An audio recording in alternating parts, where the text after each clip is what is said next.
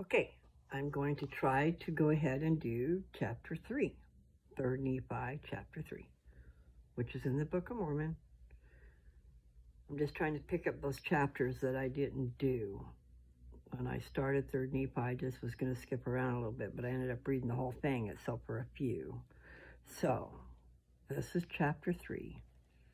And I can see right now I'm going to have trouble with these names. Okay, here's a synopsis. Gid on high. The Gadianton leader demands that Lachanus and the Nephites surrender themselves and their lands. Lachanus appoints Gidani as chief captain of the armies. The Nephites assemble in Zarahemla and Bountiful to defend themselves, about AD 16 through 18. And now it came to pass that the 16th year from the coming of Christ, Lachanus, the governor of the land, received an epistle from the leader and the governor of this band of robbers. And these were the words which were written, saying, Lachanus, wish I could say that, Lachanus, most noble and chief governor of the land, behold, I write this epistle unto you, and do give unto you exceedingly great praise because of your firmness, and also the firmness of your people, in maintaining that which ye suppose to be your right and liberty. Yea, ye do stand well, as if ye were supported by the hand of God in the defense of your liberty and your property and your country, and or that which ye do call so. Sounds like he's saying it ain't theirs, just because they say it is. Anyway. And it seemeth a pity unto me, most noble Lachanus, that ye should be so foolish and vain as to suppose that ye can stand against so many brave men who are at my command, who do now at this time stand in their arms, and do await with great anxiety for the word. Go down upon the Nephites and destroy them. That's the word they're waiting for. And I, knowing of their unconquerable spirit, having proved them in the field of battle, and knowing of their everlasting hatred towards you, because of the many wrongs which ye have done unto them, therefore, if they should come down against you, they would visit you with utter destruction. Therefore, I have written this epistle, sealing it with mine own hand, feeling for your welfare, because of your firmness in that which ye believe to be right, and your noble spirit in the field of battle. Therefore I write unto you, desiring that ye would yield up unto this my people your cities, your lands, and your possessions, rather than that they should visit you with the sword, and that destruction should come upon you. Verse 7. Or in other words, yield yourselves up unto us, and unite with us, and become acquainted with our secret works, and become our brethren, that ye may be like unto us, not our slaves, but our brethren and partners of all our substance. And behold, I swear unto you, if ye will do this with an oath, ye will not be destroyed. But if ye will not do this, I swear unto you with an oath, that on the morrow month I will command that my armies shall come down against you. And then, and they shall not stay their hand, and shall spare not, but shall slay you, and shall let fall the sword upon you, even until ye have become extinct. That don't sound good at all, guys. And behold, I am Gideon,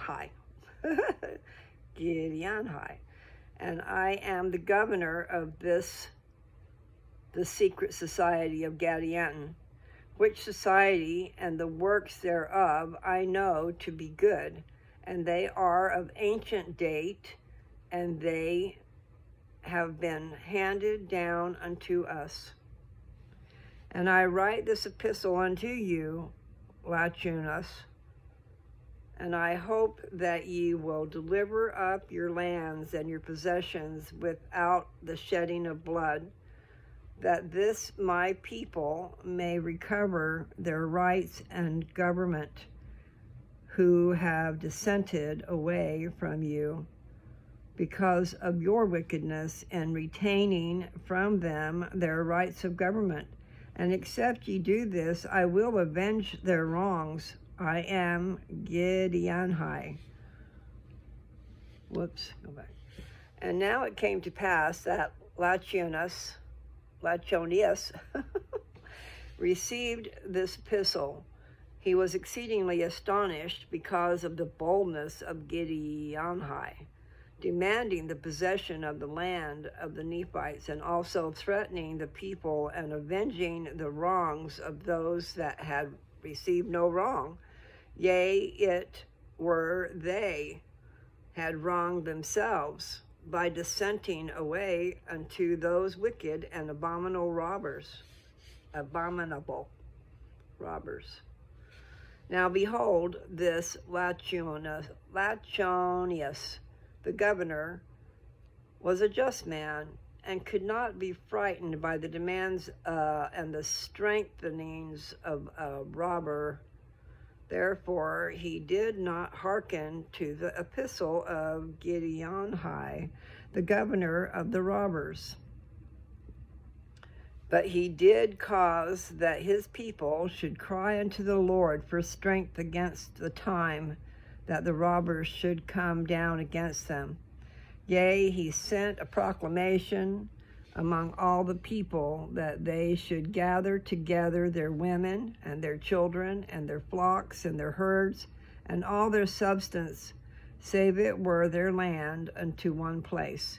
And he caused that fortifications should be built round about them, and the strength thereof should be exceedingly great. And he caused that armies both of the Nephites and of the Lamanites, or of all them who were numbered among the Nephites, should be placed as guards around about to watch them, and to guard them from the robbers day and night. Yea, he said unto them, As the Lord liveth, except ye repent of all your iniquities, and cry unto the Lord, ye will in no wise be delivered out of the hands of those Gadianton robbers. And so great and marvelous were the words of the prophecies, words and prophecies of Lachonius, that they did cause fear to come upon all the people, and they did exert themselves in their might to do according to the words of Lachonius. I'll get it right by the time it's over. And it came to pass that Lachonius did appoint chief captains over all the armies of the Nephites, to command them at the time that the robbers should come down out of the wilderness against them. And the chiefest among all the chief captains and the great commander of all the armies of the Nephites was appointed, and his name was Gidgiddoni. Weird. Now it came to custom among all the Nephites to appoint for their chief captains, save it were in their times of wickedness, someone that had the spirit of revelation and also prophecy. Therefore, this Gideoni was a great prophet among them, as also the chief judge. Now the people said to Gideoni, "Pray unto the Lord, and let us go up upon the mountains and into the wilderness, that we may fall upon the robbers and destroy them in their own lands." But Gideoni said unto them, "The Lord forbid, for if we should go up against them, the Lord would deliver us into their hands. Therefore we will prepare ourselves in the center of our lands, and we will gather all our armies together, and we will not go against them, but we will wait till they shall come against us. Therefore, as the Lord liveth, if we do this, he will deliver them into our hands." And it came to pass in the 17th year, in the latter end of the year, the proclamation of Lachonius had gone forth throughout all the face of the land, and they had taken their horses and their chariots and their cattle and all their flocks and their herds and their grain and all their substance, and did march forth by thousands and by tens of thousands, until they had all gone forth to the place which had been appointed, that they should gather themselves together to defend themselves against their enemies. And the land which was appointed was the land of Zarahemla. And the land which was between the land Zarahemla and the land bountiful, yea, to the line which was between the land bountiful and the land desolation. And there were a great many thousand people who were called Nephites, who did gather themselves together in this land. Now Lachonius did cause that they should gather themselves together in the land southward, because of the great curse which was upon the land northward. And they did fortify themselves against their enemies, and they did dwell in one land and in one body, and they did fear the words which had been spoken by Lachonius, insomuch that they did repent of all their sins, and they did put up their prayers unto the Lord their God, that he would deliver them in the time that their enemies should come down against them to battle. And they were exceedingly sorrowful because of their enemies. And Gideoni did cause that they should make weapons of war of every kind, and they should be strong with armor and with shields and with bucklers, after the manner of his instruction. And that's the end of Moroni 3. Now I said Moroni. What did I do that for? Okay, 3rd Nephi 3. I've been thinking about Moroni, Captain Moroni, Anyway, that's why. I'm going to stop because I'm going to go on to the next one, okay?